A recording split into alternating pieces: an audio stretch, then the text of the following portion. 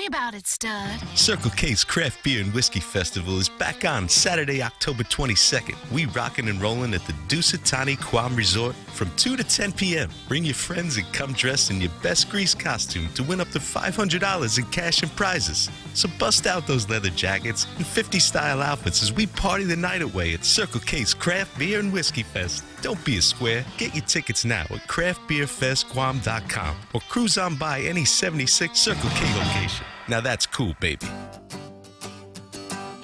Gas is expensive, so let the bank come to you. Through our remote deposit capture, you can deposit your checks into your account from your phone. And with our Dynamite Bank Pacific Visa debit card, you can use your money anytime, anywhere. It's the perfect combo. Now we're banking on the future. Services to choose. Bank Pacific, where others put branches, we place roots. Equal housing lender. Member FDIC. Crank it up. Subway's Eat Fresh, Refresh brings you the sequel to the Sweet Onion Chicken Teriyaki. Enjoy the new Sweet Onion Steak Teriyaki.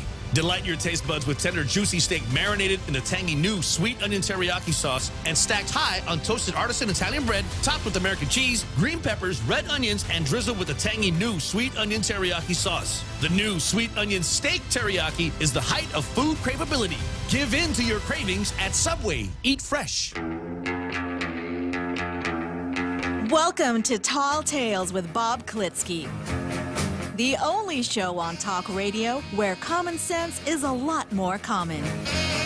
Phone lines are now open at 888-TALK. That's 888-8255. And now, The Point proudly brings you Tall Tales with Senator Bob Klitzkie. A well-regulated militia being necessary to the security of a free state, the right of the people to keep and bear arms shall not be infringed. Now, you Facebookers here who are watching your screen probably think that what you're looking at right now is Jose, except the fact there's no beard, and that's the giveaway, isn't it, Jose? That's true, but that mustache. Oh, it's not on the screen. No, I'm being a little tricky. I'm just showing a little chin here. And so, you can order a Tailgater T-shirt right at thepoint.gu, or Jose will put a link up in the Facebook chat. But you can't buy a beard on the Point website. And I've asked Jose if he'd be selling beers, and he said, "No, Bob. You got to do it yourself. Just don't shave for a couple days. You'll develop a little bit there, but don't worry, you'll grow into it." Yeah. Okay, so much for Zemi Kutney. Next, we're going to go to, as you were, so much for the Second Amendment. Next, we're going to go to Zemi Kutney.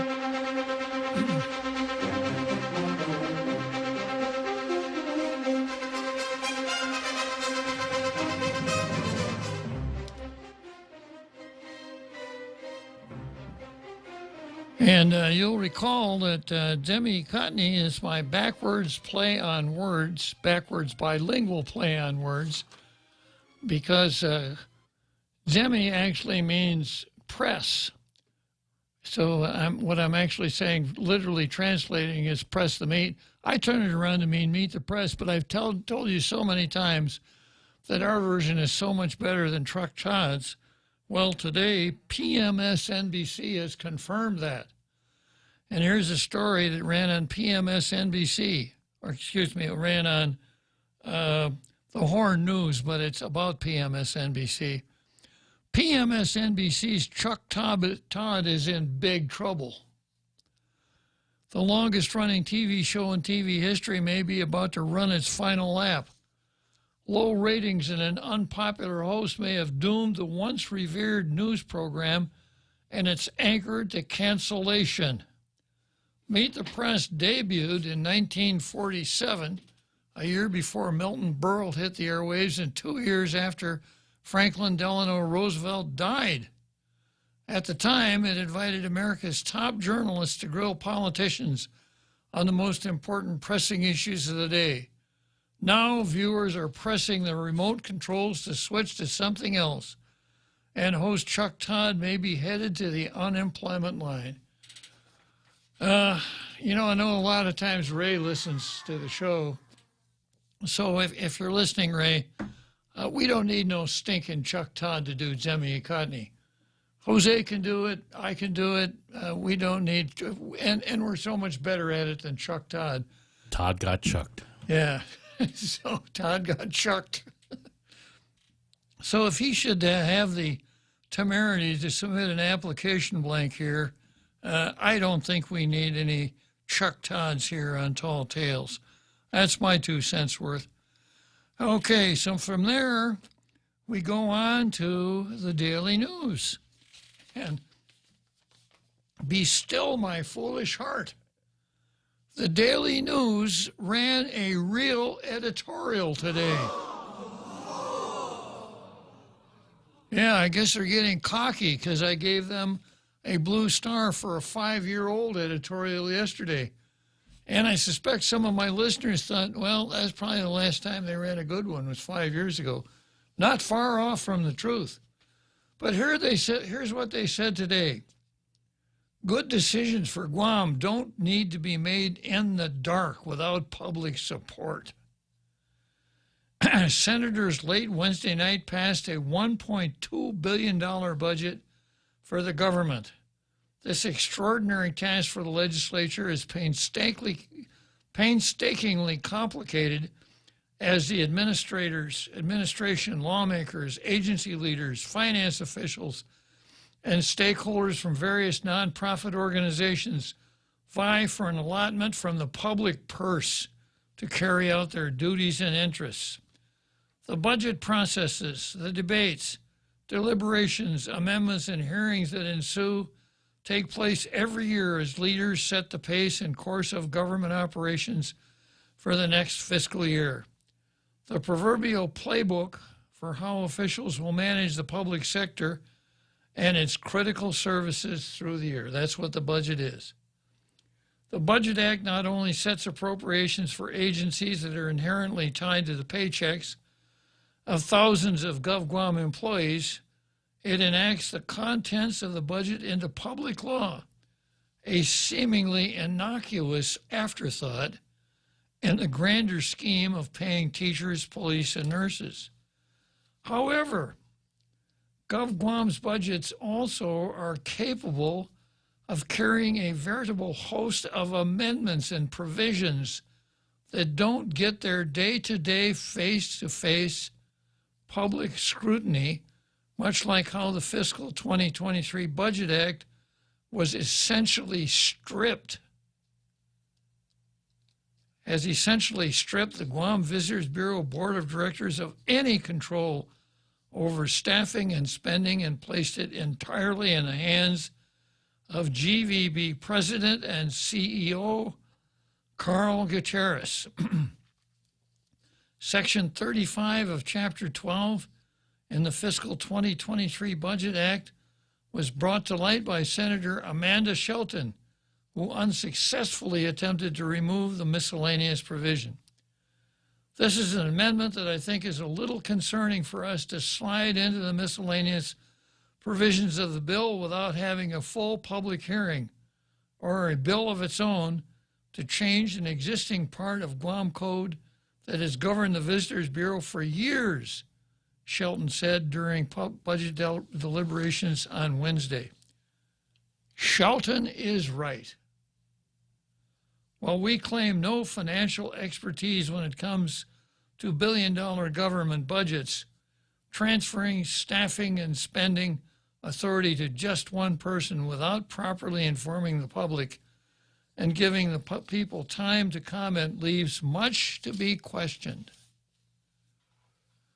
While the move may have been critical for GVB operations in light of visitor industry recovery efforts and the indefinite suspension of board meetings, a public hearing or perhaps even a simple public notice explaining the need for change in staffing and spending authority would have gone a long way towards keeping the public trust intact moving forward. Transparency and public trust go hand in hand. Truly good decisions for Guam don't need to be made in the dark without public support. A real editorial for a change. So the Daily News. I hope you're listening down there at the Daily News editorial board. There it is. I'm having a hard time getting it on camera. Let's go here, Jose.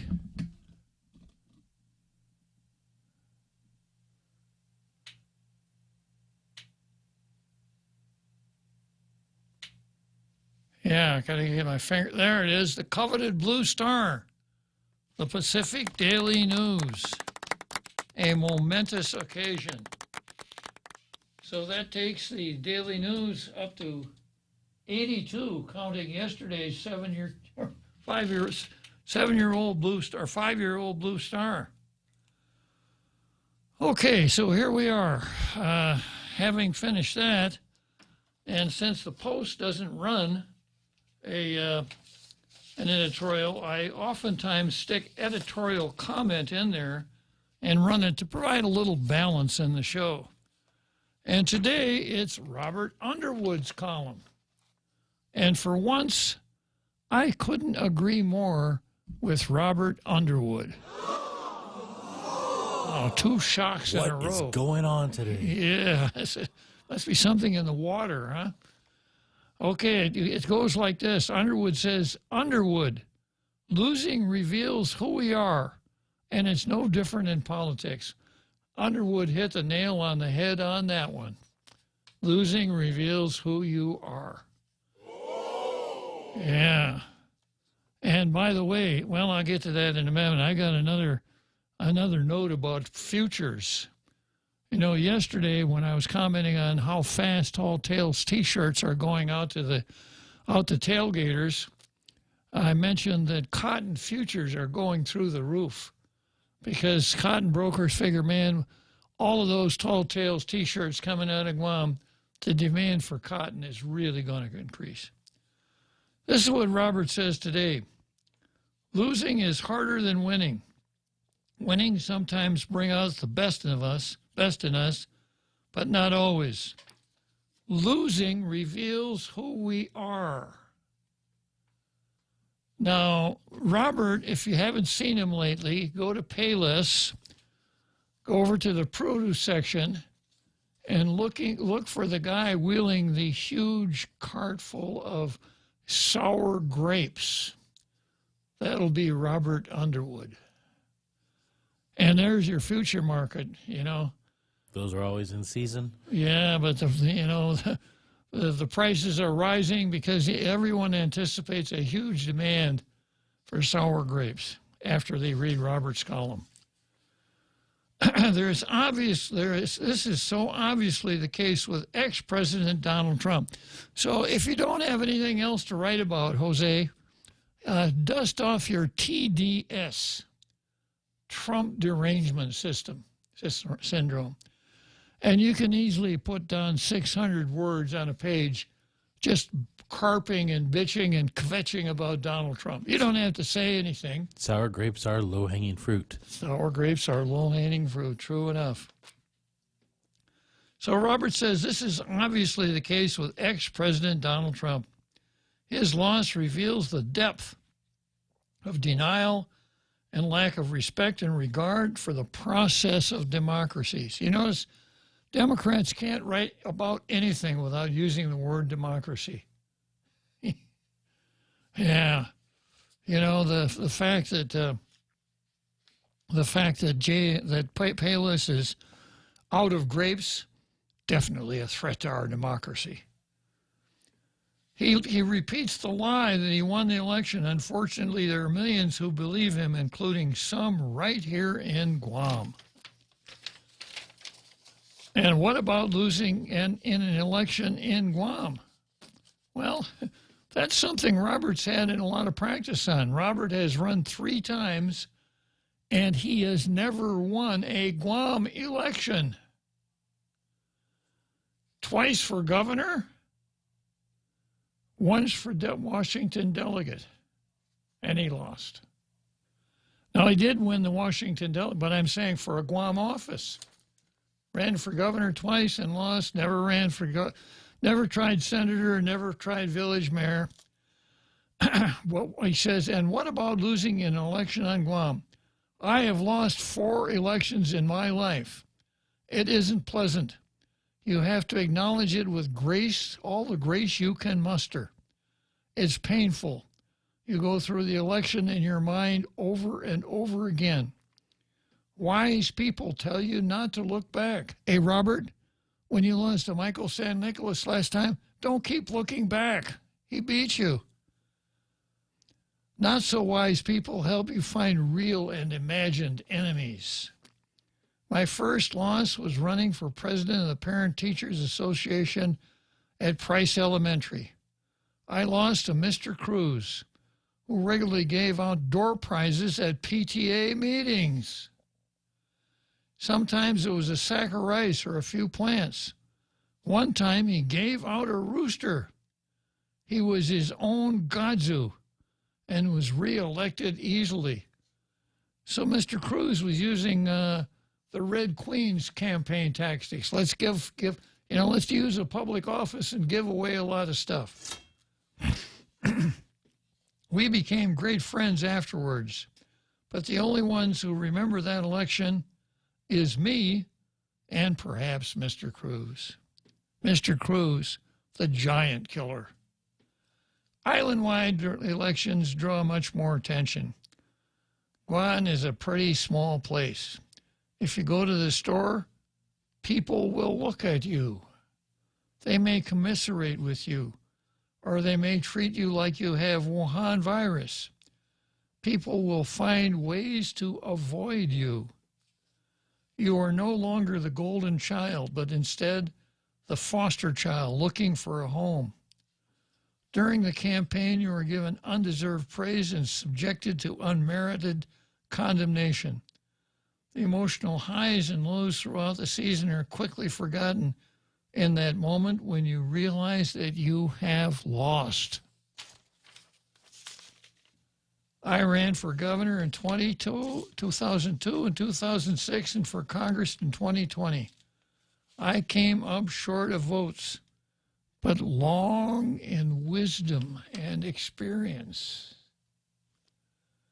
There's no shortage of people telling you that you had followed their advice, you would have won. There's no shortage of people who hurt with you. In many ways, they hurt more. Your loved ones, your close supporters, your volunteers are crying around you, and you realize that this sense of loss is more pronounced than your own. I felt loss, but I hurt more for supporters than myself. Could we key up Don't Cry for Me, Argentina, Jose? Somewhere in the process, you have to learn that it is not all about you. Politicians and entertainment celebrities are cut from the same cloth. They think everyone is thinking about them and that the future of the world depends upon them. Ambition and self-absorption are in greater supply than compassion and regards for others. Recent losers of elections have to make a choice between thinking that they can continue to be the center of attention and the realization that it's over. The way to keep attention is to offer or not offer support to other candidates. The suspense is great because you start to imagine that you're making a difference in the next election. Taking a picture can be the signal.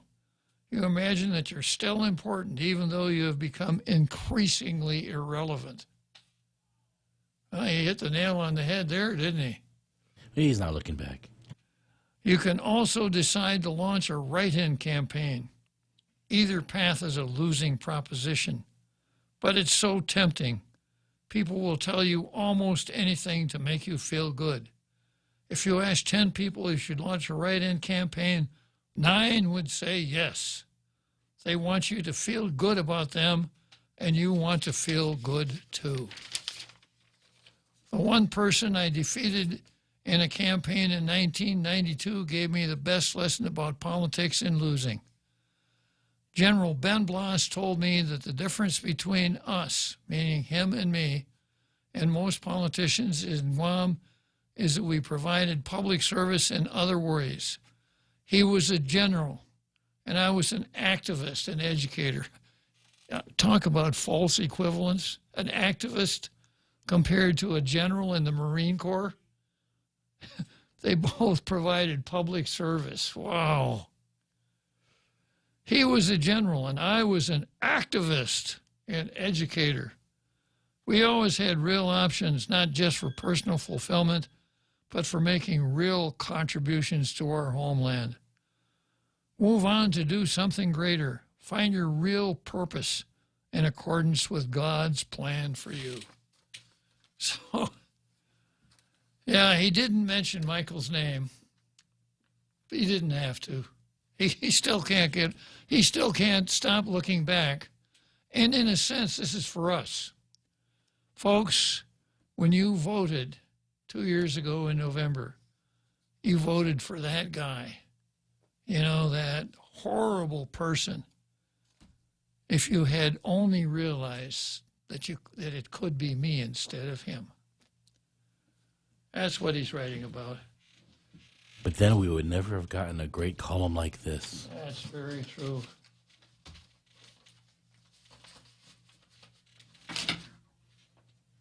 All right, so let's take a look at the card, see what we've got on the card for today.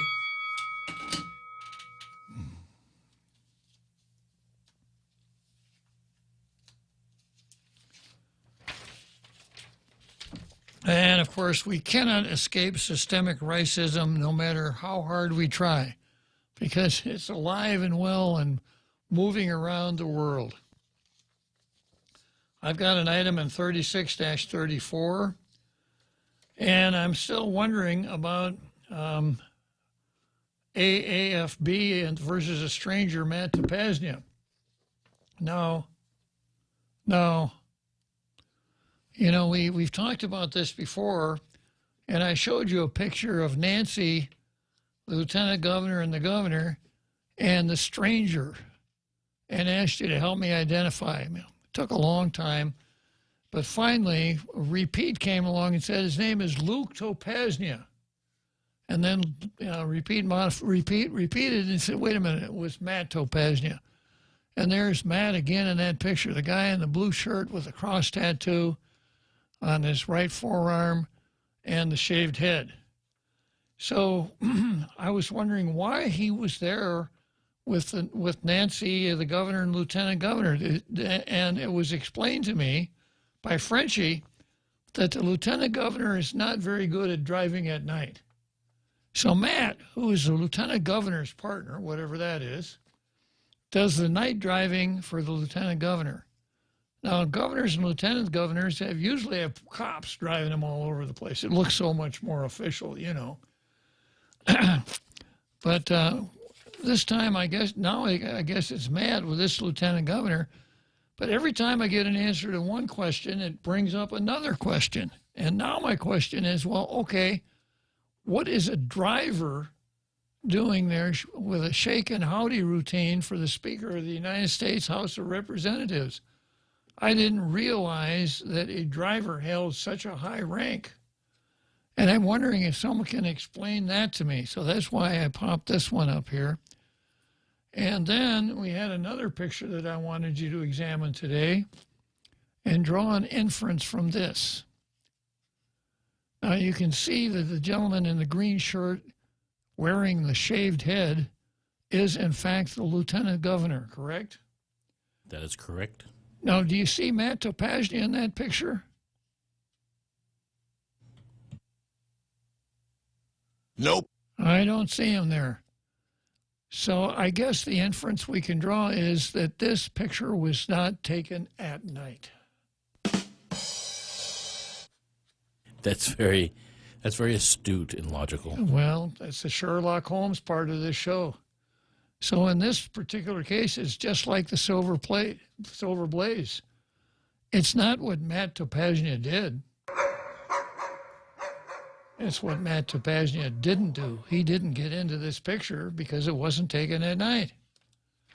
All right, so then we've got, going on down here, down the card, we've got Felix versus Lou. A lot of kind of personality stuff involved here, but it's pretty interesting. And I did go to the Lincoln Day dinner last night. I can give you a report on that if you're even slightly interested. And we had the Solicitor General versus Keneal Weird. I don't know if I'll talk about that today or not. I will upon demand.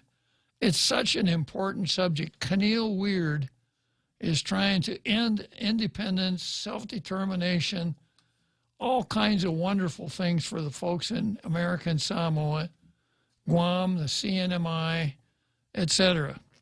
And he presents himself as a savior, like, hey, you guys, recognize me. I'm a hero. I want to do this. And he's not. We've got the Carl versus Sam Shinohara. We've got More Leaving in January versus Doug In. Christiane versus transgenderism. LGB versus T. So let's take a short break and I'll come right back to Felix versus Lou.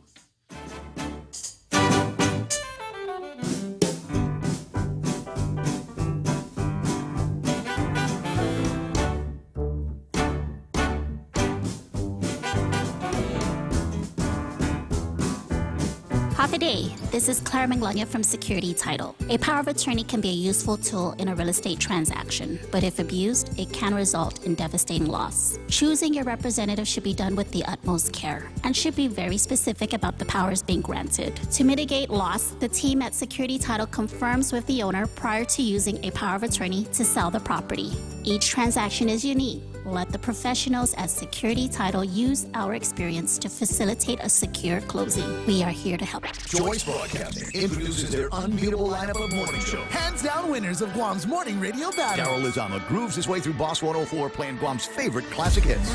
Morning Mouth Ray Gibson shakes the cage on 93.3 The Point. And now, we are proud to announce the Morning Blender with Kyle Mandapat, mixing it up at sunrise on Star 101. If you're an advertiser trying to reach the most valuable ears, we've got the shows that listeners have been tuning into for decades. One call gets all three. 671-888-7346. That's 888-REIO. Now, more Tall Tales with Bob Klitzkie. Spitting truth like watermelon seeds at a summer picnic. Call now, 888-TALK, 888-8255. Okay, here we go. I got one item on 36-34. Mayor's Council again makes the new business error like they always do. Come on, Angel Sublime. Stop working on your sentencing speeches and pay more attention to the agenda. Okay, turning to Felix and Lou. But before I do that, before I plunge into this, I do have someone waiting in the green room, and it is none other than Frenchie. And Frenchie's going to tell us why the driver. So, Frenchie, we've narrowed it down now to the lieutenant governor doesn't drive well at night. Since the shake and howdy at the airport was at night, Matt Topaznia was there, but that doesn't explain why he was one of the dignitaries there to shaking howdy with Nancy. Can you explain that?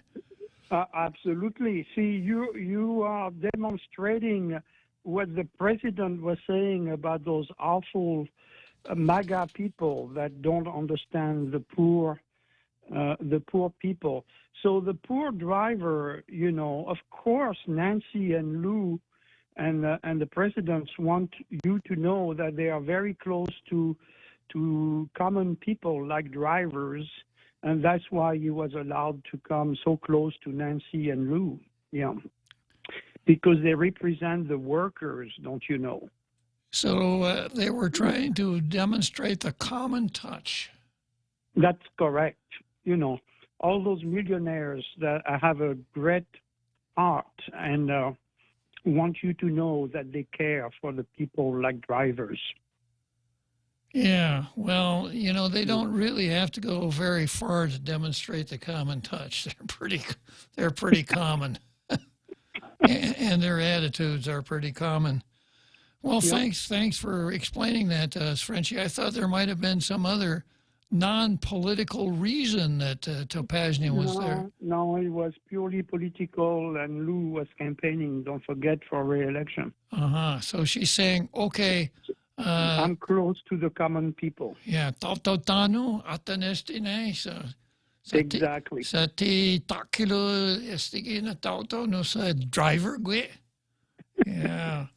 Well, thanks for clearing that up for us, Frenchie. You're a lifesaver sometimes. You come through with all of these good explanations. Yeah, I try my best. All right. So long, Frenchie. Yeah. Well, he finally put that one to sleep, didn't he? Yeah. They wanted to demonstrate that they're in touch with the common man. Yeah. All right, so starting out with Felix versus Lou, and this is an article from KUAM last night.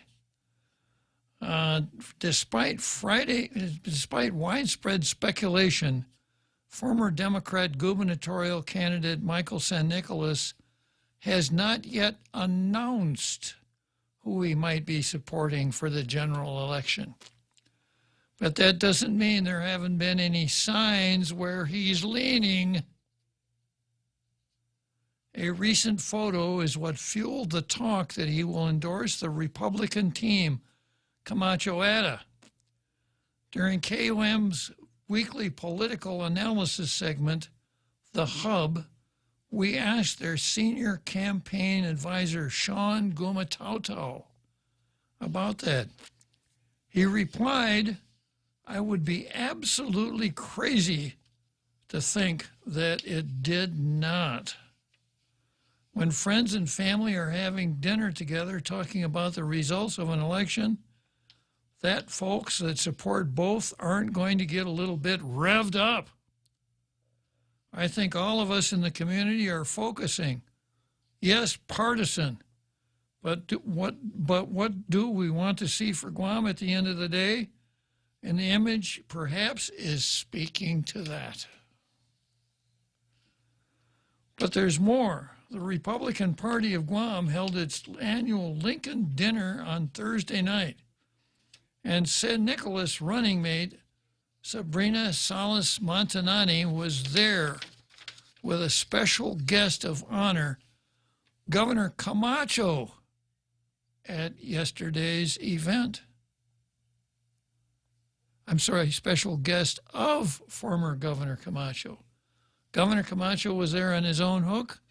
Sabrina Salas Montanani was there as Governor Calvo's guest. Obviously, it was great to see her, Gumatauto said. I haven't seen her the entire cycle, so she was well received by many of those who were in attendance, and I think for the most part, her being there was very important for that event because, wow, she's here. Her being there, had a really dramatic effect on choice broadcasting because before Sabrina was not there at the very beginning of the show. She was fashionably arrived at just about the right time, right? But she wasn't early. Now, the crowd was awed by two radio personalities from the Choice Radio lash-up that were there. Ray was the MC. Oh yeah, that's right. Yeah, and I, of course, when Ray's doing the talking, I'm always available to make a cameo appearance, just like in the morning. We didn't want to stand out too much. No. You're already tall enough. So, the audience was already in awe of that. And Ray and I were, about to leave afterwards, go somewhere and take a victory lap. But then Sabrina showed up. And I went from 6'4" down to about 5'7" the minute she walked in the door in the eyes of the audience. But I was really, really glad to see her there. Now, there's a couple, and also Frank Uggen's wife, Joanne Uggen, was also there sitting at that same table.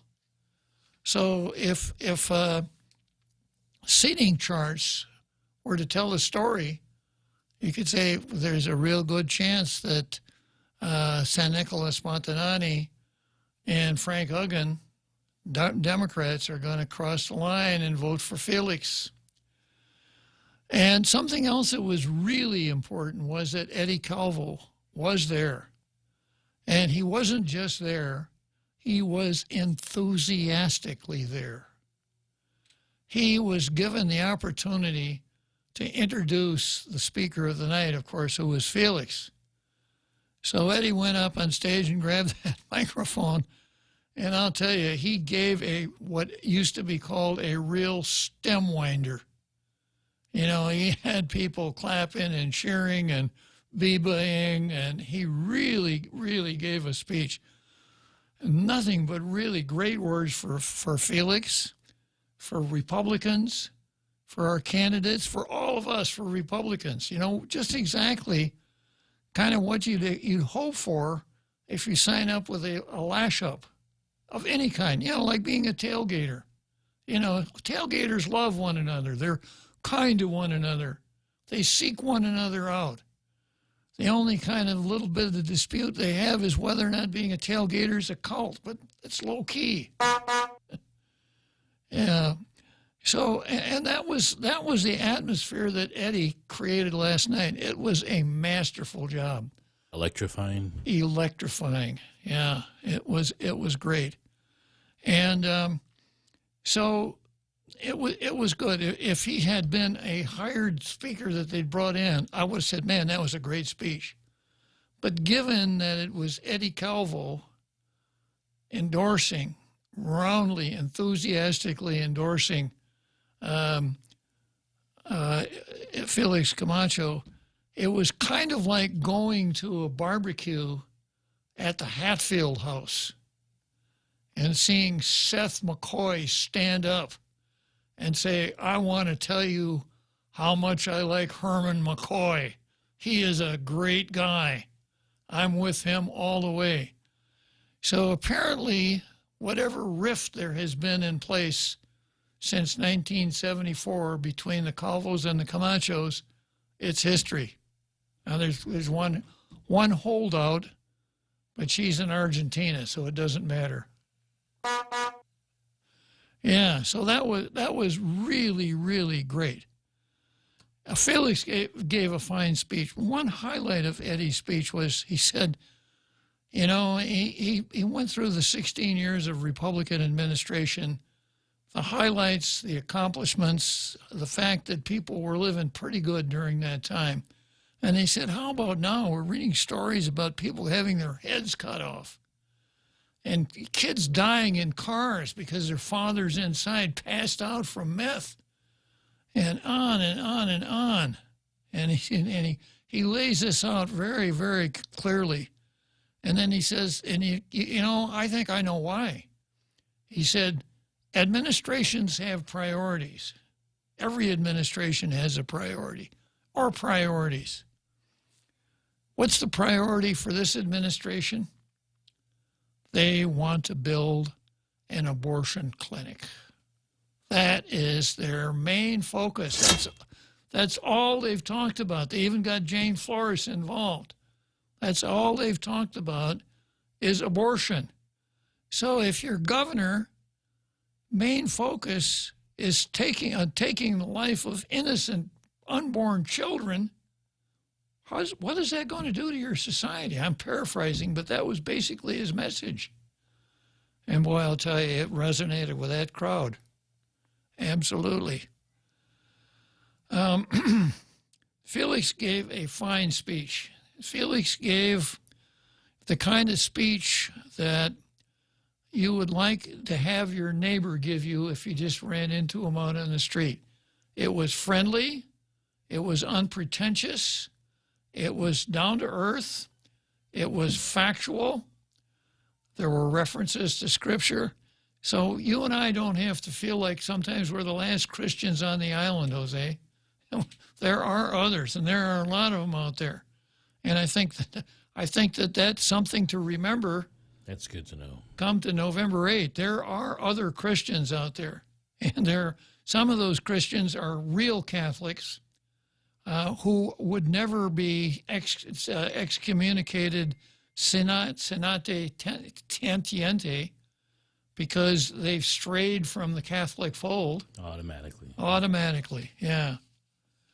So it was a really, really good night and very, very uplifting for a Republican. Of course, I've been a Republican for a long time, but last night, the feeling you had was this: man, I'm glad I'm a Republican. I am so glad that these are the guys, that I'm linked up with, that I'm going to support. I don't get that feeling about very many Democrats, Jose. If you sign a piece of paper, you will. Yeah. Yeah, and even then, you might find yourself with your name on another piece of paper with a black line drawn through it. Yeah. So there's an article in the Post. The gubernatorial campaign for former Camacho Ada has confirmed a recent meeting with Delegate Michael San Nicolas as part of its push to win over his supporters ahead of the November election. A photo of the three men began circulating on social media, prompting the Daily News to reach out. I don't think Camacho had to have a phone. Reach out to Camacho Ada about the nature of the meeting and whether it was related to an announced intention to convert votes for San Nicolas and running mate Sabrina Salas Montanani to the Republican candidates. It's amazing how people can pose absolutely foolish questions and think that it's okay. I called the Department of Public Works about a month ago. I want to talk to the director of something I've been bugging about. I'm sure you know what it is. Well, they finally started the semi-annual deforestation of Marine Corps Drive again. Yeah. So I wanted to talk to him about that. So I announced who I was. I wanted to talk to the director. And the lady on the phone said, "Can you tell me what it is you'd like to discuss with him?" And I said, "Sure. The restoration of the Holy Roman Empire." And she laughed. She said, "Okay, I got it." Why do people ask you that? I have no idea. Screening your call? Yeah.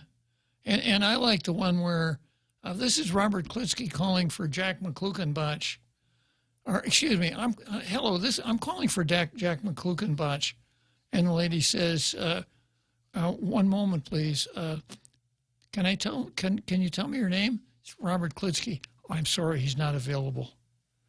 You know what? Whenever they go through that, where you have to tell them what your name is, you envision this list of names of people that the director will not talk. Why do people do that? I think the sense is this, that everybody knows how to pick up a phone and say hello. And that's all there is to answering a telephone. Pick up the phone and say hello. So often I make a call and somebody answers, and of course they won't tell you their name. Public Works, Revenue and Taxation, right? This is Robert Klitzkie calling for Daphne Shimizu. Who'd you want to talk to? Daphne Shimizu. What'd you say your name was? Okay, I'll tell you what, I'll hang up and call again and be ready the next time when I call. That kind of really sets a bad tone when the phone answerer at a government agency doesn't know how to answer the phone. Or maybe I'm just a grouchy old man, Jose. When people call 888-8255, they just get what? What do you want? Yeah. No. Well, they know who they're calling. Exactly, of course. And they're so happy that you answered the phone that nothing more is necessary. And once in a while you might alternate. You might show your bilingual chops, too, by saying, "Offa." You again? Yeah. Okay. So the Daily News asked if this might have something to do with getting San Nicolas to support the Camacho at a team. The incumbent governor and lieutenant governor, as you were, Camacho's campaign called the meeting with San Nicolas a, quote, friendly get-together between good friends and family, but also said more than personal matters were discussed. Wow, that's heavy duty, huh?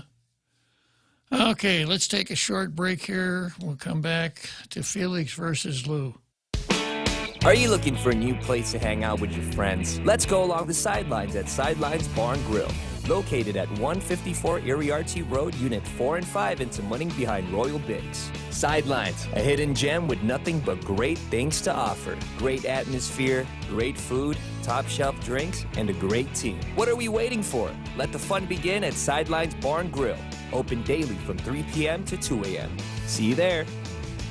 We're already Pika's best radio station, but we're always looking for ways to be even better. Announcing the point on Alexa. In addition to our FM and HD radio feeds, our incredible app, informative website, Facebook Live, and YouTube Live, you can now tell Alexa to stream The Point. And your smart speaker will start playing whatever we're saying. News and views 24/7 with your 4-word command. Alexa, stream The Point.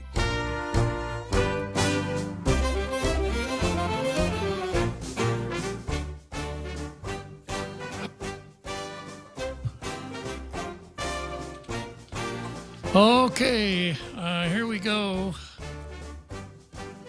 The Camacho campaign called the meeting with San Nicolas a friendly get-together between good friends and family, but also said more than personal matters were discussed. Quote, the congressman was very pleased for Felix and Tony reaching out and for committing to embrace the San Nicolas Salas Matanani platform. Adding, the team encourages more of his friends and supporters to engage in the campaign. The Guam electorate can be assured that there is a place for every Republican, Democrat, and independent voter with the Camacho ADA campaign. Not so for the Democrats. If your name is on the blacklist 10, there's no place for you in the Democrat Party. That's kind of what I mean by last night, I just felt good. Didn't have very much to eat. I wasn't very hungry. I was kind of tired after I slaved away over a hot microphone all day. But there was just a warm feeling about the whole thing. Okay, so the important thing here is that Felix and Tony reached out for Mike and Sabrina, okay? The former governor's campaign did not respond to a question from the Post as to whether the delegate has formally endorsed the Republican team's bid for Adelup. Well, once again, they must have a dumb question department over there. Because if they had, would this be this? Would you announce it here? Would you tell some cub reporter that? Or would you evade the question and do it? You know, get the right kind of media break, do it on a Monday and control the news cycle for a whole week. You don't just say, yeah, they're going to come over and support us. Neither San Nicolas nor Salas Matanani responded to a request for comment from the Post as of press time. You don't say.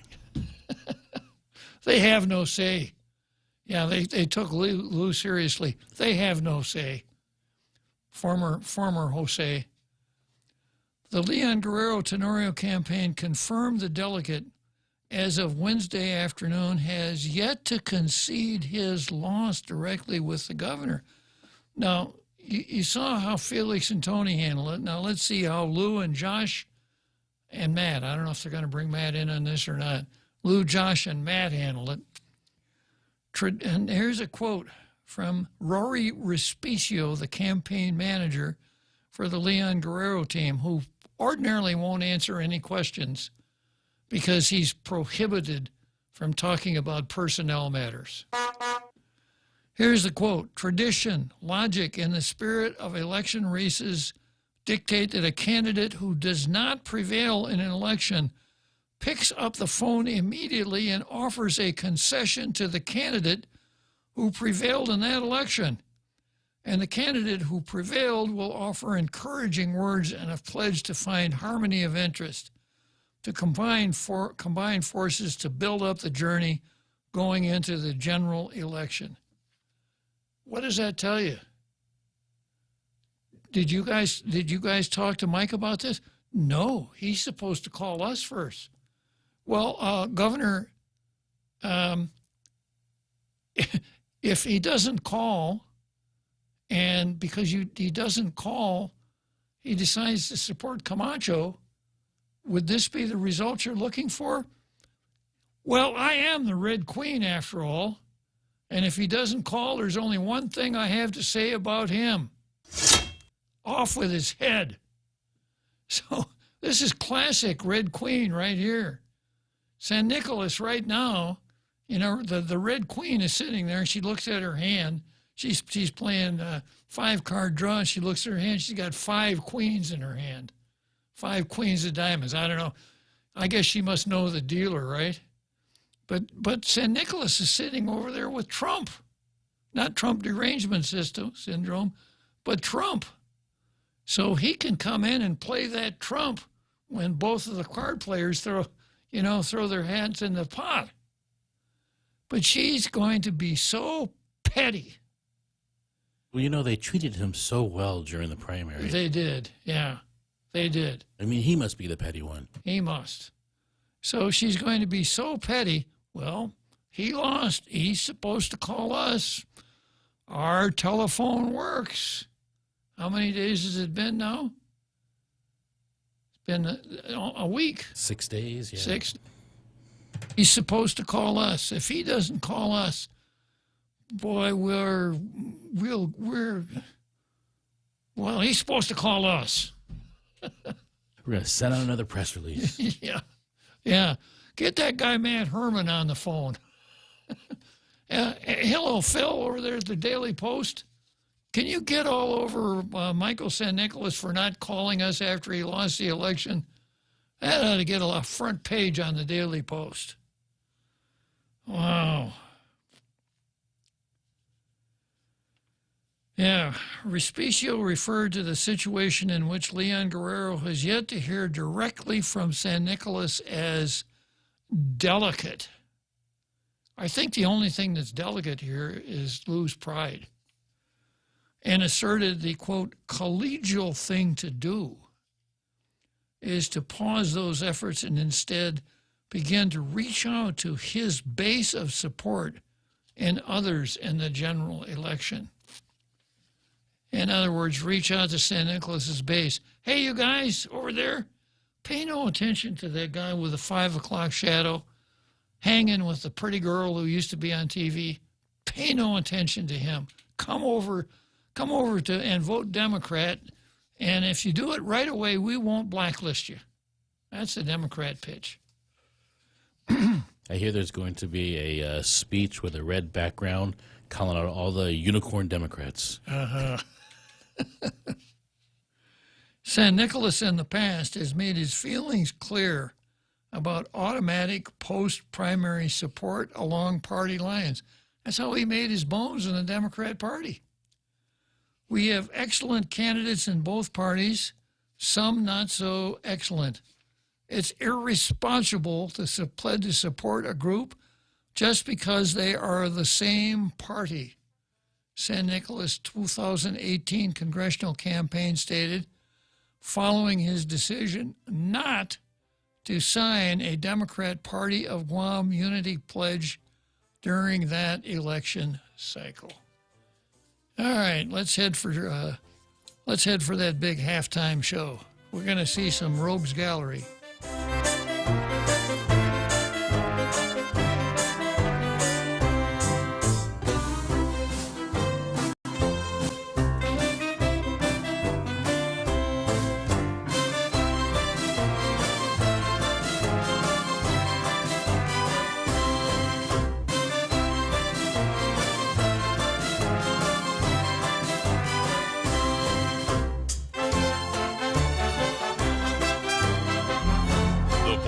is KUSG, Hagåtña, Guam, 93.3 FM and 104.3 HD3. He calls it a threat to democracy. I'm Carmen Roberts, Fox News. I ran for president because I believe we're in a battle for the soul of this nation. I still believe that to be true.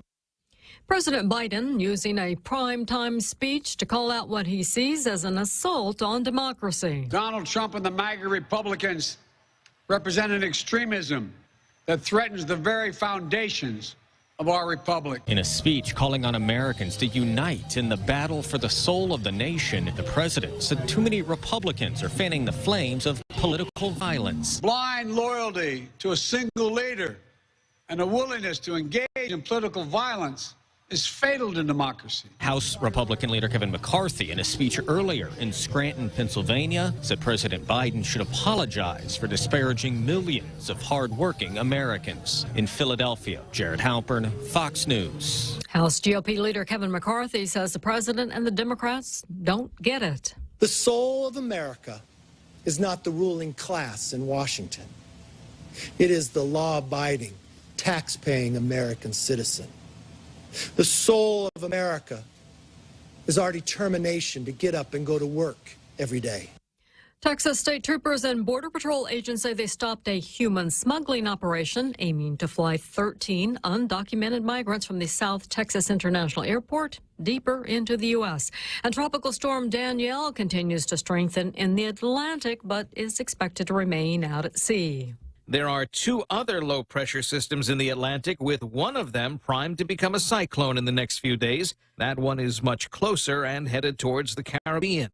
Fox's Eben Brown, and stock futures modestly lower at this hour after the Dow and the S&P 500 snapped a multi-day losing streak. America's listening to Fox News. Half a day. This is Claire Manglania from Security Title. A power of attorney can be a useful tool in a real estate transaction, but if abused, it can result in devastating loss. Choosing your representative should be done with the utmost care and should be very specific about the powers being granted. To mitigate loss, the team at Security Title confirms with the owner prior to using a power of attorney to sell the property. Each transaction is unique. Let the professionals at Security Title use our experience to facilitate a secure closing. We are here to help. This is expensive, so let the bank come to you. Through our remote deposit capture, you can deposit your checks into your account from your phone. And with our Dynamite Bank Pacific Visa debit card, you can use your money anytime, anywhere. It's the perfect combo. Now we're banking on the future. Services to choose. Bank Pacific, where others put branches, we place roots. Equal housing letter. Remember? FDIC. Crank it up. Two separate shootings in Manhattan's East Village neighborhood yesterday left a man and a woman dead. Both murders happened while the victims were out walking on city sidewalks. The first attack came early on the first day of September around 5 a.m. when a 25-year-old woman coming off her shift at a nearby IHOP was shot in the head on a Gramercy Park sidewalk. She was pronounced dead at the scene. One law enforcement official telling the New York Post it appears as though she was targeted and that it was not a random attack. Hours later, a 26-year-old man was shot in the head and killed around 1:30 p.m. in Manhattan's East Village. The suspect, described as a male in his 20s, fled the scene wearing black and a face mask. Fox's Laura Engel. An apparent assassination attempt on Argentina's Vice President Cristina Fernandez. Her security guards apprehended a man they say pointed a handgun point blank at her head. President Alberto Fernandez calls the incident a homicide attempt. A court in Burma sentences ousted leader Aung San Suu Kyi to 3 years in prison after finding her guilty of election fraud. That adds more jail time to the 17 years she is already serving. And in college football, the 17th-ranked Pittsburgh Panthers post their first win of the season, beating the West Virginia Mountaineers last night 38-31. Daniels going to throw on first down, goes to the sidelines, has a man wide open, it's tipped, and picked off! M.J.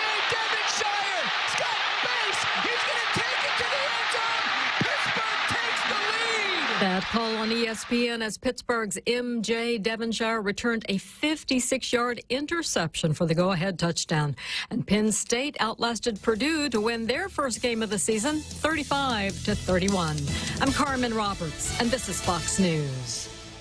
Come try Guam's original Chamorro restaurant with Pica's Best 5 years running. Mezcla Chamorro Fusion Bistro. Experience Chef Peter's candied salmon over scallion coconut rice, octopus to naktak, Chamorro platter, and their award-winning gourmet hamburgers. Or if you're looking for something healthy, try their keto-friendly menu. Come and enjoy Mezcla's half-a-day service at their Hagåtña and Grand Plaza Tumon location. Call their Hagåtña location at 479-2652 for reservations. Are you looking for a new place to hang out with your friends? Let's go along the sidelines at Sidelines Bar and Grill.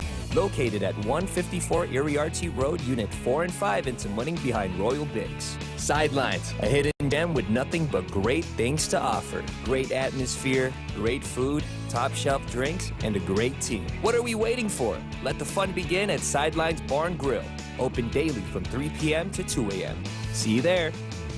Choice Broadcasting introduces their unbeatable lineup of morning show. Hands down winners of Guam's morning radio battle. Daryl Lizama grooves his way through Boss 104 playing Guam's favorite classic hits. Morning mouth Ray Gibson shakes the cage on 93.3 The Point. And now, we are proud to announce the Morning Blender with Kyle Mandapat, mixing it up at sunrise on Star 101. If you're an advertiser trying to reach the most valuable ears, we've got the shows that listeners have been tuning into for decades. One call gets all three. 671-888-7346. That's 888-REIO.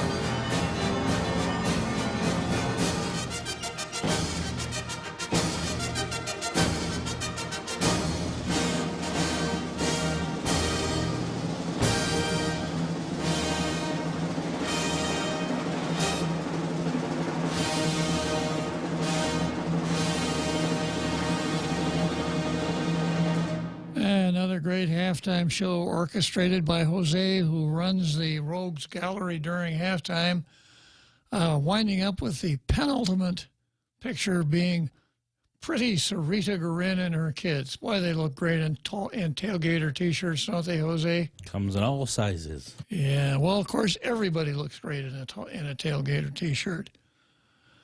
All right, and by the way, just to set the record straight, you don't need to have a beard to buy a tailgater T-shirt. Not required. It's not required, and we don't sell them either. Okay, I think it's time to go to Hollywood for Lou Leon Guerrero's screen test. Lou here will play the villain in a movie that I'm still working on the title for, but it deals with homicide. Infanticide. Yeah, actually infanticide, yeah.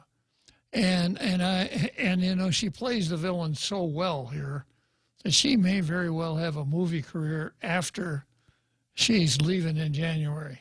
Go ahead, Jose. And thank you so much for the opportunity to share with you some of my thoughts and comments regarding Bill 195-32. I am aware that there is already federal legislation that addresses the issue at hand, thus making this legislation unnecessary. As I read the bill, what was glaring to me is that you are now walking into the realm of medical practice that is not your area of expertise. By passing this bill, you're saying to me that you are allowing a special interest group to say that you and they know better than the experts in obstetrics, family practice, pediatrics, neonatology, and medicine. By way of this bill, you have taken away the discretion, the responsibility, the acumen, and the judgment of that medical professional who is on the ground experiencing the circumstances and is more equipped to make the decisions.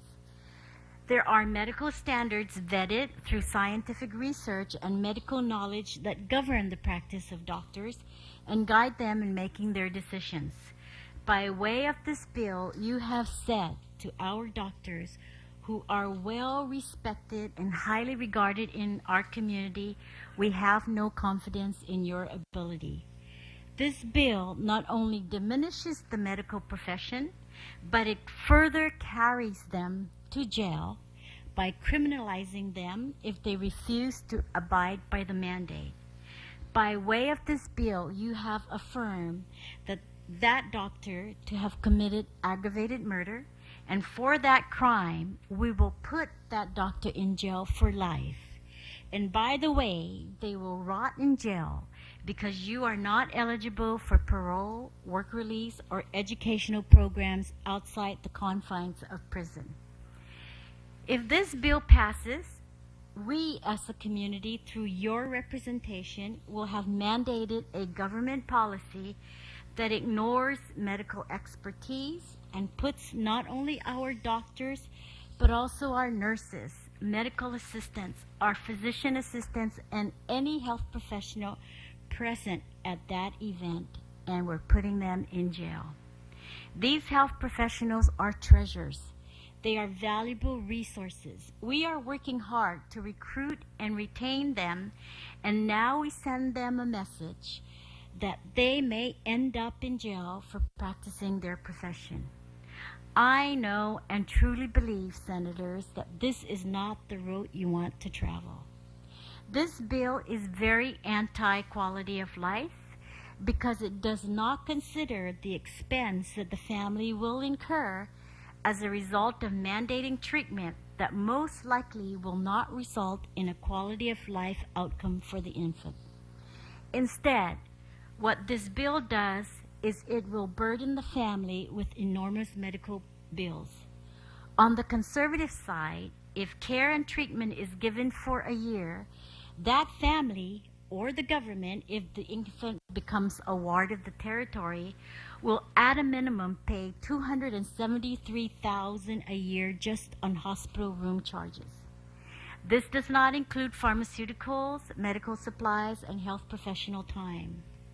So it will be $273,000 plus a year. This means taking away limited resources that could be used by others that may have a better chance of a quality of life. I know that some will say you cannot put a price tag on life and money should not be a factor.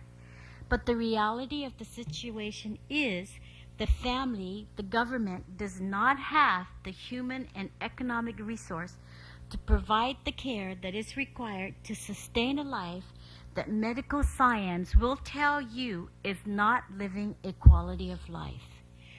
You struggle daily to meet the challenges of healthcare costs. We saw that with the hospital and health insurance debates that you guys made. And now this bill will further add on to the challenges when it does not have to. Lastly, I would like to make this comment. We all have a greater challenge in our island. The community is more concerned on how we can decrease our unemployment rate of 13.3%. We are very concerned on how we can work together to provide more jobs because our job growth has been stagnant over the last 5 years. We are very concerned about access to health care.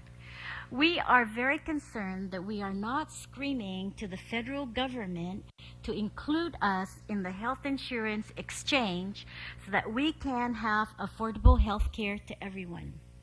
We are very concerned about how we can provide affordable housing to many first-time home owners. We are extremely concerned about the rising crimes we see today. People do not feel safe in their homes. Women are scared to go to the grocery stores alone because they fear that they could be robbed in the middle of the day. Employees do not feel safe in their work environment. Domestic violence is on the rise. Sexual assault of minors and rape cases are on the rise. You have in your campaigns pledged to work on these issues. You were all voted to help address these concerns. The issues you ran on were why you are my senators. Most of the voters did not vote for you based on whether you are pro-choice or pro-life. Please, let's get back on track to the more compelling issues at hand that have a greater impact to the quality of life of our people. I ask that when you are considering this bill to seriously consider the negative consequences of this piece of legislation that I have just enumerated. Please talk to as many people as you feel is necessary. Talk to the experts that can give you factual and objective information. I trust that you will do your due diligence, and I know that you will act in favor of the greater good of our community. And in so doing, you will arrive to the conclusion that this bill should not pass. Thank you, Mr. Chair. So there you have it.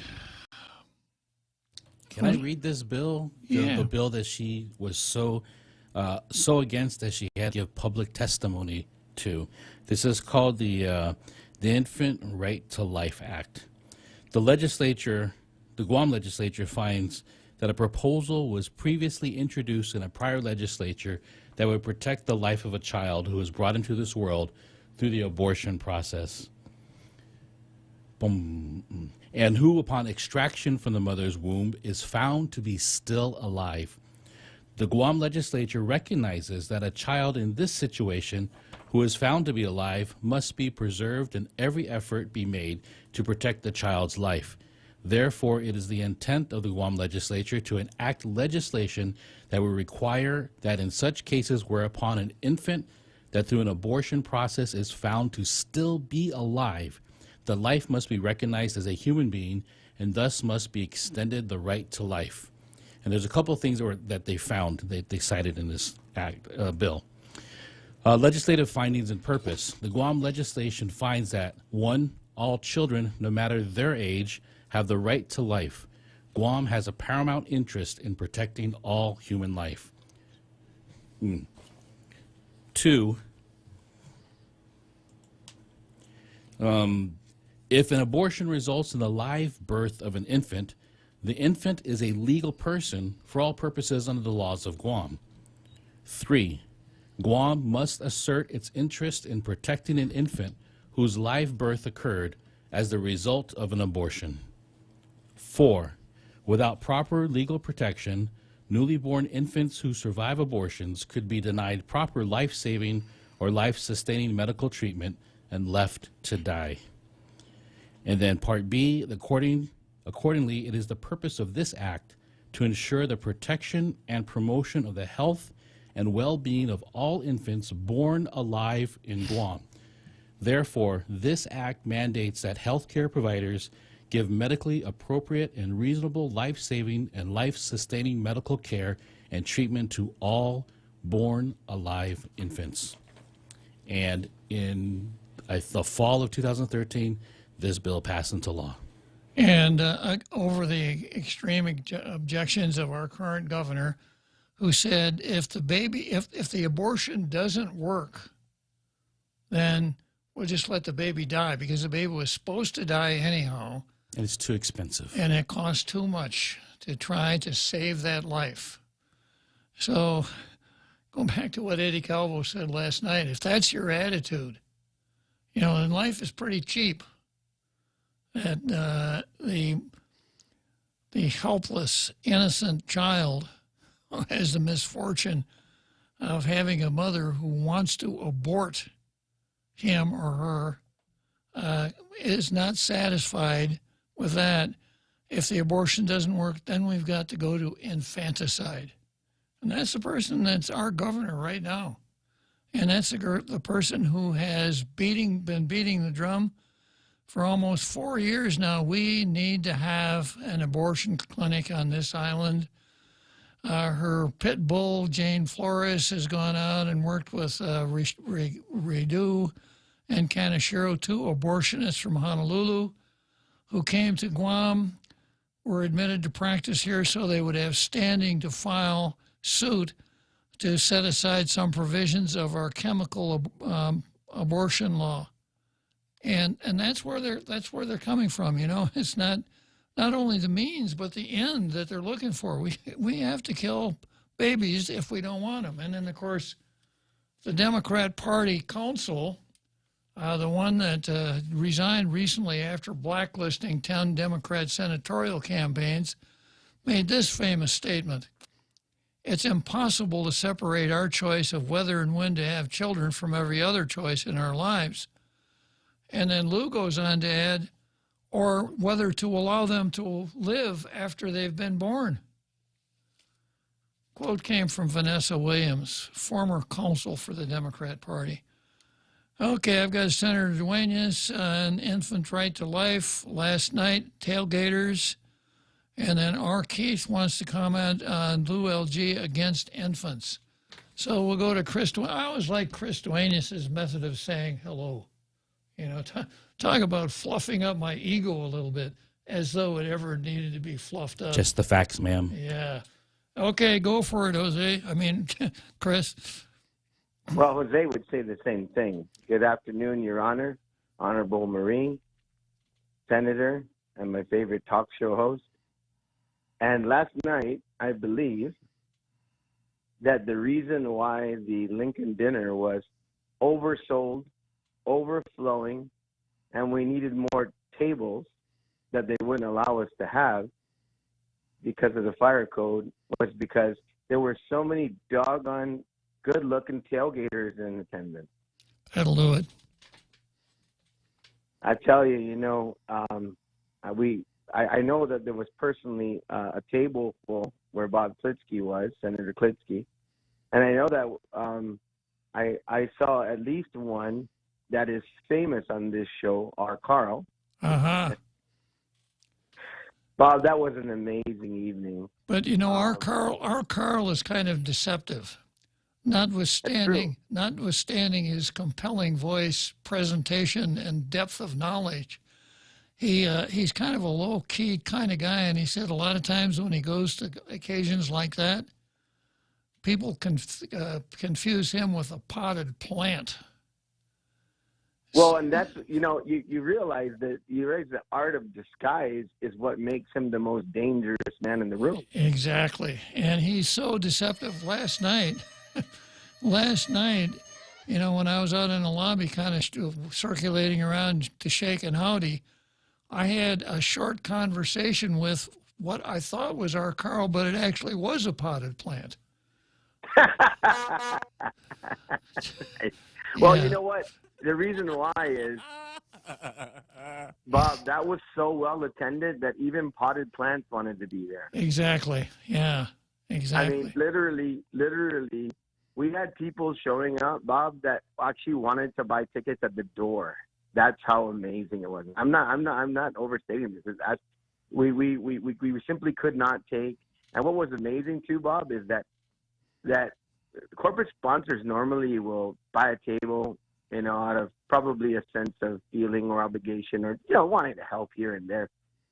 When we were asking them to confirm their seats, they're all like, oh yeah, they're all taken. They wanted to be there. Well, I probably shouldn't mention this, Chris, but, if you were outside on the street out in front of the Doucet, there were a couple of scalpers out there. and the going rate was either 3 or 4 times the price printed on the ticket, and they were not having any trouble selling them. Wouldn't surprise me a bit, but I just wanted to do a couple of things here. Your analysis of the speeches was just spot on. Governor Calvo and the embrace of Governor Calvo and Governor Felix was absolutely sincere after the introduction, and then Governor Calvo's speech just brought the house down, in his normal fashion. He's been doing that at the pocket meetings, Bob. It is just literally, the energy is phenomenal. Last night I saw people from so many. That was a Lincoln Day dinner, but it was a Lincoln Day dinner to be remembered because of Lincoln's tradition of bringing people together. I know the people there, and every camp was represented. You know, the St. Nicholas camp. I mean, there was so just every people from all walks were there, and like you said, it was an interfaith, really just get together as well. I mean, so many faith-based organizations were represented. It was just a phenomenal evening, and Governor Felix just knocked it out of the park. I mean, his whole analysis, like you said, his speech was so spot on. It was factual. It was not attacking, but it just laid out everything and laid out the absolute case for why we need to go forward. But, you know, we've talked about this before, Bob, and I think it's going to remain one of the centerpieces, or has to be the centerpiece. I mean, you know, Governor Calvo, like you said, just laid it out, that the culture of violence and everything that exists in our community right now really lies at the feet of our absolute, you know, just our absolute abandonment of care of unborn children, and it just permeates all the way through. And I thought it was just you could not have laid that out better. And the crowd, they stayed, Bob. I'm telling you, they stayed until the end. We were trying to clean up, and you know, we had to chase people out. Like, it's over, guys. We need to go home. But it was a great evening. I just wanted to finish up with two things. I think I've made this observation before, but every time you play that clip, by the way, that bill, I believe, passed unanimously. I know I voted in favor of it. I believe that it passed unanimously on the floor. I was a senator at the time. You know what's amazing is that when you listen to that speech every time, there has been really absolutely no change, or maybe a change for the worse, in terms of what our current governor, her approach to things. The two things that stand out to me more than anything else is essentially the choosing, you know, whether she used a monetary basis or what, choosing winners and losers. You know, there are so many other more viable human beings that you could be expending your resources on, your limited resources on, then actually I'm gonna make 3 points. Then this live birth that was supposed to be aborted, but for some reason is still alive. The second is all of those, the litany of what she describes of problems in the community is exponentially worse now during her 4 years. Crime, issues associated with unemployment. Of course, we have the unemployment situation of all this federal money that came in and all this insurance money, but talk about underemployment. A lot of people just not going back to work. These businesses can't get people to work, because I was at a function today where a number of people were saying that, you know, it's just so hard to get people back to work, because there's been a lot of, you know, resources in the community, and it's time to turn that tide. But all of the things that she lays out are worse under her situation. But the third one, in fact, was played with the clip of alongside you know, some of the other comments that she's had about federal money and the like. She likes to say "my senators." When she went and appeared before the body to kind of basically reduce us, "my senators," and then when she went to Washington and said, you know, back in Guam, the senators, my senators, are complaining that they can't use these federal resources because they come to me and they're mine to you. That theme just hasn't changed since over a decade ago, testifying to say, you know, terminate that life, kill it on the bench, whatever you got to do, because, you know, that's what we should do. The theme has just been resounding throughout, and the time for change could not be more evident now than I've ever seen before. When she says "my senators," in some cases she's probably correct, isn't she, Chris? Well, certainly she's correct when the rubber stampers, you know, basically say "yes, ma'am" in the legislature. But aside from that, I'm going to tell you right now, as a senator now and hopefully a senator in the next legislature, I will belong to only the people of Guam. As from the beginning, Chris. Absolutely. You were an absolute rock star last night. I don't care what anybody's going to say. Not just because you were the tallest guy in the room. I don't know. There was another tall guy there, too. We'll talk about him later. A multimillionaire investor that came to Guam and chose the Republican Party and just going to do some transformation out here, too. That's for another show. But, wow. I mean, the diversity. Oh, yeah. See, that word can be used appropriately. The diversity last night was just staggering. And pray God continues to keep his hand over this process going forward. And what an amazing evening. And we just continue to hope and pray for the best. But and it was voluntary, Chris. The people were there because they wanted to be there, not because somebody said you better buy a ticket. I'll end with that, actually, too, just real quick. I was approached by so many people that were basically, have been to both. In fact, even during this season, been to both campaigns for fundraising. They said, I don't know what it is about your Republicans, just like Eddie was saying last night, Governor Cowell. You guys are happy people, man. I mean, this is just a fun place to be. And you're absolutely right. It was because it was absolutely voluntary and just, a group of people coming together for a common purpose, realizing that our island is going in absolutely the wrong direction and we need that change. So I was glad to see you there, you and the beautiful wife, and Tulu, and it looks like you guys had a great time, and just going to listen to the rest of the show. But thanks for having such great subjects to talk about today, because I just wanted to jump in here. Good talking to you, Chris. All right, have a great show. All right, we're heading for Wrigley Field. And when we get out of Wrigley Field, I've got, I've got somebody waiting for me outside the gate of Wrigley Field. It's R. Keith. He wants to talk about Lou and infants. Listen to The Point anytime, anywhere on Odyssey. Odyssey is your new audio home for all the music, news, sports, and podcasts that matter to you. Find your favorite stations like The Point and discover more. Music stations, local and trusted news sources, sports talk and team coverage, plus today's biggest podcasts. Find it all on the Odyssey app. AUDACY. Shop and Win is back at Micronesia Mall. Beginning August 6th, shop and redeem receipts for a chance to win instant prizes from Burger King or Foot Locker, or receive a grand prize entry form for our first raffle drawing on November 12th for your chance to win a 2022 Toyota Corolla LE courtesy of Atkins Scroll Toyota. Plus, 10 lucky runners-up will receive a $250 gift certificate from Goodwin Travel and Tour for tickets for Philippine Airlines. Shop more, win more. Only at Micronesia Mall. Terms and conditions apply.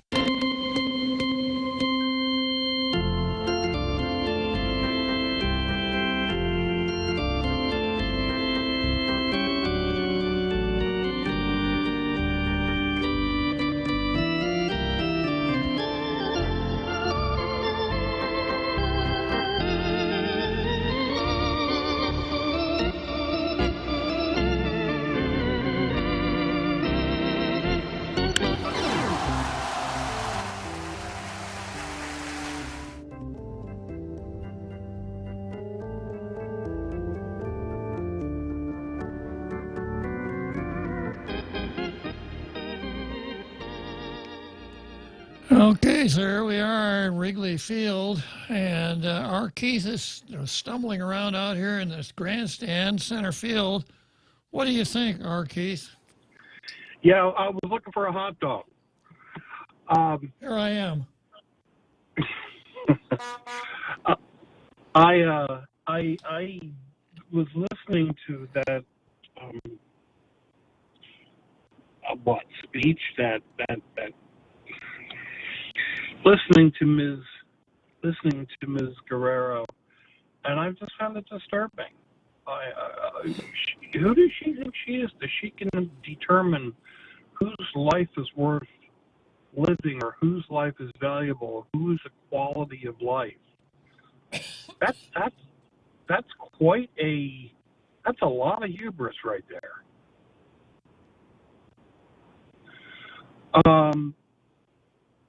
And second, Senator Duenas actually took about half of my thunder, but that's fine. That's great. The other thing I found interesting is, she's not exactly a spendthrift. And here she is talking about costs. Since when does she care about costs? Since when does any Democrat care about costs? I just found that whole speech to be very run through and through with eugenics. And I just, in the time 80 years ago in the 1930s, that would have fit in quite nicely with someone sitting there and determining, okay, you can live and you can't, and I've determined that you have a quality of life and you have a better value, and what's the greater good? I really don't like that type of language when we're talking about human life. The greater good of who lives and dies? Really? Anyway, I just find that to be sociopathic. I don't care for it. And if it were even possible for my opinion of her to sink even further, it just did. Well, anyway, I can't say I can disagree with anything you said there, Arquise. And the old saying is that people tend to get the kind of government they deserve. I don't think any people deserve that kind of government. No. She certainly elucidated what she is. That's for sure. The media's done a fine job of hiding it from people. But there it is. There it is, folks. You want to reelect that? It's kind of like what Levin in January said at the debate at the chamber on Wednesday, or actually in the newspaper column write-up. When people who show you who they are, believe them. Yes, great expression. Mm-hmm. And she's certainly shown us who she is. And Felix has also, Felix is just exactly the opposite. Okay, Arquise, always a pleasure to talk to you. Enjoy your weekend as much as you can. It's going to be a long one. It's not going to be struggle to get through. Not going to be any enjoyment at all, Arquise. Thank you. Take care. And let's see, I got somebody else coming up in the green room here. No, just somebody who wants to talk to. Some people would rather talk to Jose than me. I guess it's manner, huh? What was it? What's going on, Jose? That was it's another Joe. Another Joe. Mm-hmm. Who wanted to tell you why he couldn't call? He's back on. He's back on. And this is another Joe? Okay. Hey, hello there, another Joe. Sorry, man. My phone dropped off there. All right. So it's appropriate to bring up the abortion issue, because this is an election year. So it's obvious that the Democrat team is pro-abortion choice, and the Republican team is anti-abortion, pro-life. So that they're out front and center. How do we feel about that? We have to address it. You're hard to understand. You're kind of breaking up. Another Joe. Maybe you need to go outside or. Yeah, my phone's acting over me. I was saying that right now this is the time that we're going to have to deal with the abortion issue, and we're going to have to make our own laws. And it's obvious that they are insisting on having pro-abortion laws. And so this is what is the issue right now. And do you want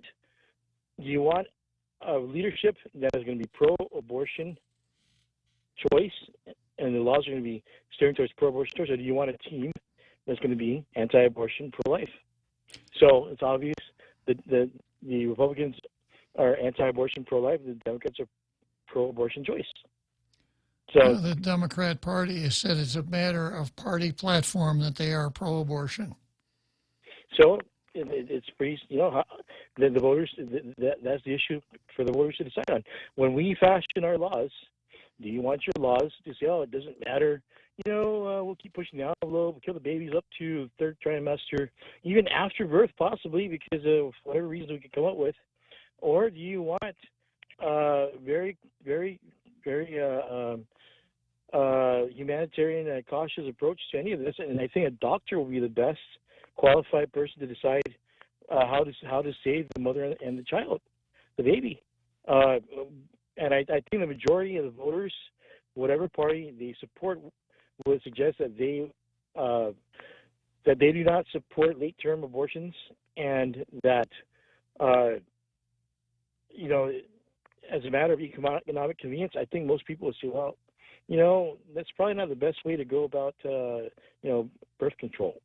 Maybe contraception, maybe other ways, not just killing baby as a form, but because of economic convenience, so to speak. Exactly. But yeah, so this is what we're looking at. It's a matter of human rights. It's a serious issue.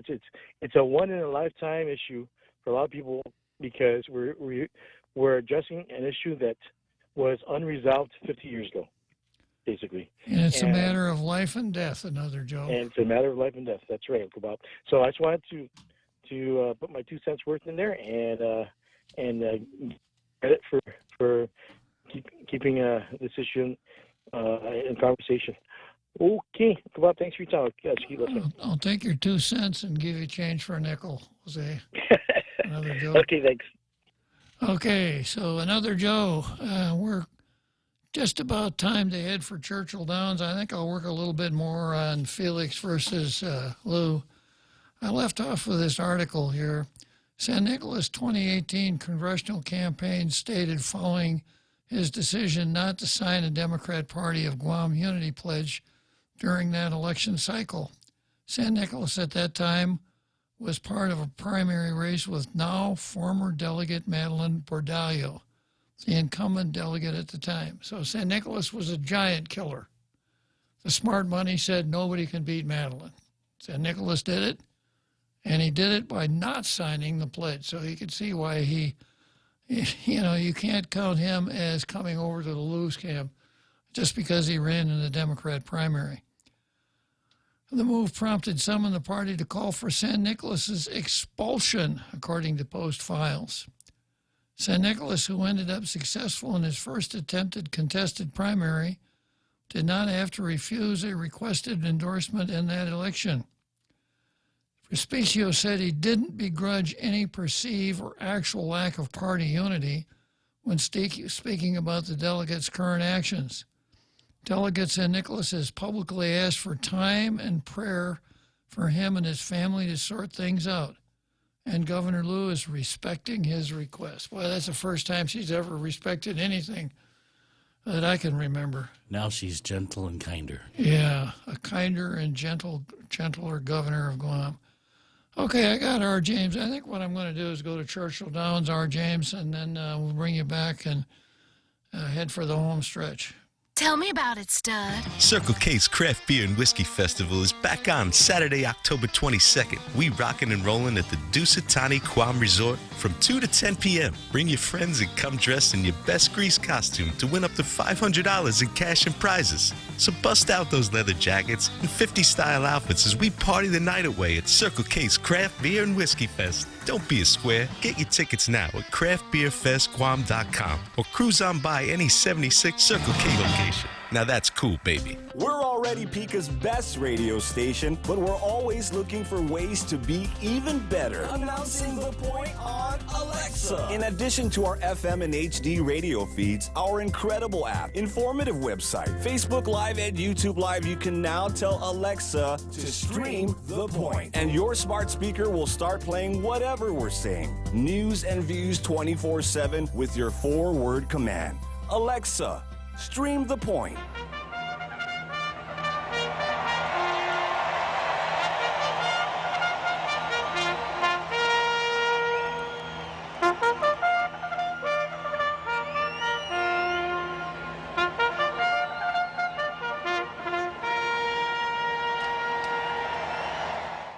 So here we are at Churchill Downs, Louisville, Kentucky, just 6 furlongs more, and I'll be crossing the finish line to finish up another week on Tall Tales. Has been a great week. Every week on Tall Tales is a great week, but I got some really bad news for tailgaters. No Tall Tales tomorrow. No Tall Tales on Sunday. No Tall Tales on Monday. It's a holiday. So I know it's going to be tough on you guys. It'll be tougher on Jose than I, because we won't be able to get out there with our international radio listening audience and bring them the key point of their day every day, which begins at 1600. Tall Tales. But have faith. We'll get through it. We'll be back on Tuesday. Okay, let's see what we got coming here from R. James. Go ahead, R. James. Good afternoon, Bob. Happy Friday to you. It's a happy Friday. Happy Friday. Those last comments, those were from another Joe, right? That was R. Keith. Oh, okay, R. Keith. Okay. Well, I'm sorry, it was another Joe, yeah. Okay, that's all it was. Okay, so along the lines of what he brought up, and you mentioned a good point, that the Democrat Party has unilaterally stated that they are pro-abortion. So that, to me, that means that everybody who's a member of the Democrat Party who would have to, quote, sign on to their bill of goods, so to speak, I guess that means that they don't want anyone who's a Christian that believes in God, that believes that abortion is not the right thing to do. So how does our president and Nancy Pelosi and all of these prominent Democrats that say that they're good Catholic, how can they pronounce the belief not only in God, the Bible, especially in Catholicism, a little less just, Christianity in general, but then turn around and say, oh, well, if you're going to be with us, you have to be pro-abortion. Shouldn't they have to say unilaterally that they're no longer believe in the Christian beliefs? Does that make sense? It does.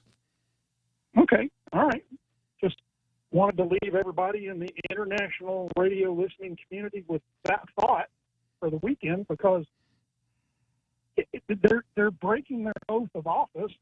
They're breaking their oath and publicly stating that they're good Christians, but they're not. So that means that they're lying. And if they'll lie about one thing openly, brazenly, publicly, why would they tell the truth about anything else? Good analysis, R. Keith. Have a good weekend, Bob. We'll see you next month. All right. See you next Tuesday. So, R. Keith, and that's kind of the rule, if you, in a trial, if counsel is able to impeach a witness, that is, show that a witness has been untruthful on a relevant point in the trial, then he's entitled to a jury instruction to the jury that says you can contest the credibility of everything the witness says.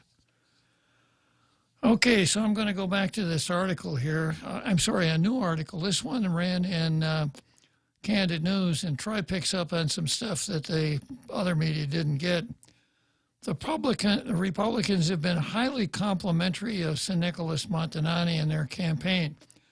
On Monday, in an exclusive interview with Candid, both Camacho and Atta talked solemnly about their push to unify the San Nicolas Salas Montanani movement with the Camacho-Atta campaign. From Sunday, it's been a constant stream of phone calls reaching out to people. A tired but upbeat Camacho said Monday, highlighting his personal conversation with Ms. Montanani, messages between him and San Nicolas, and conversations he had with the congressman's father, also known as Mike San Nicolas. I shared with Bree today, the former governor recalled in his Monday conversation. I said, Bree, I know the agony of defeat. In '98, I ran with Joe Atta against Carl Gutierrez and Madeline Bordallo and lost. The seasons of life are like peaks and valleys. The sun rises, I told her. There will always be tomorrow. Sometimes when one door closes, many other opportunities open up. They have tremendous talent. And I said, hold your head up high. You did a great thing and ran a great race. There's nothing to be ashamed about. San Nicolas's brother, Rick San Nicolas, who's married to Camacho's youngest daughter, Maria, has been seen in numerous Camacho-Ada campaign pictures with supporters of his brother donning Camacho-Ada shirts and hats since Sunday. And isn't just the thousands of San Nicolas Salas Montanani supporters the Camacho team is appealing to. Another picture posted by Camacho-Ada campaign shows the team embracing Teddy Nelson, the father of Senator Talina Nelson, who lost her bid for San Nicolas' seat in the House. Honored and grateful for the support of so many, the campaign captioned with the picture of Mr. Nelson. Mr. Nelson has also not issued any statement endorsing Lou and Josh's campaign. Juan Carlos Benitez, the chairman of the Republican Party, on Wednesday, during an in-studio interview with Candid, said people want change. The Republicans offer that change, and it's critical Republicans embrace both San Nicolas and Nelson supporters who all voted for change. He saw something unprecedented in a primary election where a sitting governor who spent $1 million on her campaign had 40% of her own party vote against her. Benitez said, people want change. People will see the character of Tony and I, the former governor said in Monday's Candid interview, and they'll say we bring hope, we bring vision, we bring experience. Candid has extended invitations to both the Democrat Party and the governor and lieutenant governor to be interviewed. Neither party nor the campaign has responded. Somebody else who just wanted to talk to you, Jose? Yeah, they were trying to clarify which Ted Nelson. It was a junior. Ted Nelson Jr., yeah. Okay. See, I got about 9 minutes to go. The next item on the card here is the Carl versus Sam Shinohara. And the item after that is more leaving in January versus dug in. This Carl versus Sam Shinohara is pretty involved. So I think I'll save it to Monday and talk a little bit more about Doug and leaving in January. This is the workup that the Daily News gave. The two candidates for Attorney General agree that illegal drugs are the island's biggest problem, at the root of other crime, but they disagreed how to address it and about most everything else during a debate in Tumon Bay. Attorney General Levin Camacho was leaving in August, and as we were in January, who's nearing the end of his 4-year term, and Doug Moylan, the island's first elected Attorney General, participated in a debate hosted by the Chamber. Camacho said people who deal drugs should be prosecuted and locked up, but treatment programs are the best long-term solution to deal with addicted drug users. We can't just bury our heads in the sand and think you're going to put someone in jail and that's going to magically cure their addiction problem, Camacho said. Now, here we are, right there. Is it his job to cure addiction problems? You know, it is not your job, Levin. Nope. I'll read that sentence. We can't just bury our heads in the sand and think you're going to put someone in jail and that's going to magically cure their addiction problem. I think if you're the Attorney General, you have to start out with a proposition that some people can never be cured of their addiction. And I think, unfortunately, I think that may be most of them. And, you know, I want to know why a distinction is not being made between those who are caught with possession and those who are caught in a crime who are under the influence, because those are two separate things. Also, we want to talk about hugging and not drugs, right? The crime is the one we have to go up against, and I think that's the thing that we're not going up against. Well, my understanding is this, that if you're dealing with, say, a heroin addict, I've done a little reading on this, so long as a heroin addict's got enough heroin to keep himself high, he's not a threat to anybody but himself. When he doesn't have enough money to get the heroin, He may go out and steal, burgle, rob, whatever. But once he gets his drugs, he's probably safer than the average person. He's not going to lose his temper and do something stupid. Yeah, once they cross the line to criminal activity in that aspect. But I'm coming to that, Jose. But when you're talking methamphetamine, you have the same demand problem. When the meth addict can't get it, he's going to go out and commit crimes to get it. But then after he gets it, especially if he's a long-term meth addict, he'll commit crimes that are caused by the drug. And that's where some of these cutting off heads and some of the things Eddie Calvo was talking about. Because methamphetamine changes the way your brain operates. People addicted to methamphetamine have hallucinations, extreme persecution complexes. Their brain, the whole wiring in their brain is screwed up, and they're capable of doing some really, really bad things. Big difference between that and heroin. So when Levin starts talking about curing addicts, that's not my problem. I wish everyone in that business all the best. But I don't want to be in a situation where I walk outside here and there's some crazed street person who comes up and says, "Give me all your money," and I don't do it, and he breaks a bottle and takes out after me. That's what you could expect from the meth addict. But here's what he says. We can't just bury our heads in the sand and think you're going to put someone in jail and that's going to magically cure their addiction problem. The Attorney General, the prosecutor, needs to start out like this, that anybody in a drug bust who's addicted is never going to stop being addicted. In order to protect the public from that addiction, you put that person in prison. Now, you can't bury your heads in the sand and think you could put him in the prison for the rest of his life, for one crime. But if he gets out and does it again, you put him back. And you don't come along with this idea that it's the prosecutor's job to cure addictions. The prosecutor's job is to take bad people off the streets. That's it. And then he goes on to say, we've moved on. Who is we? I haven't moved on. I still don't want criminals running loose on the streets. The courts have adult drug court treatment programs. They have been shown to be effective. Well, how does somebody get into the drug court treatment program, Levin? People in the drug court treatment program are arrested, prosecuted, found guilty, and given diverted sentences. But the process starts with them being charged with the crime. That's how people get into the drug treatment program at the court. You can't just go over to the courthouse and say, all my traffic tickets are paid. I don't want to get married, but I had to come over here. And the girl behind the window said, why are you here then? Oh, I want to get into the drug treatment program.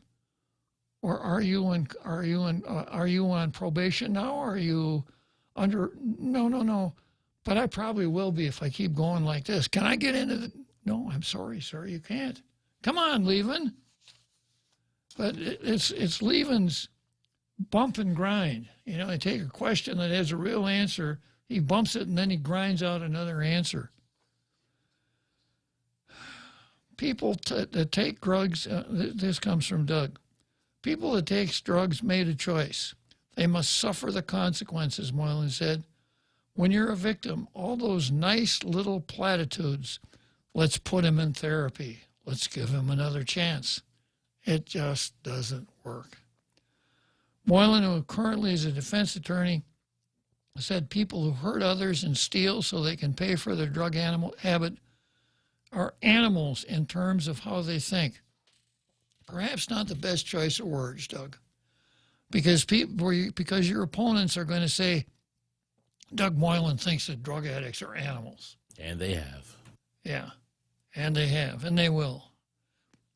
But many people, as per my chat here about methamphetamine, do think like animals. They don't have that that inherent process that says you shouldn't hurt other people, even if you're helping yourself. Okay, it's an interesting subject, but it's time for us to say goodbye to our president. And we'll be back next Tuesday.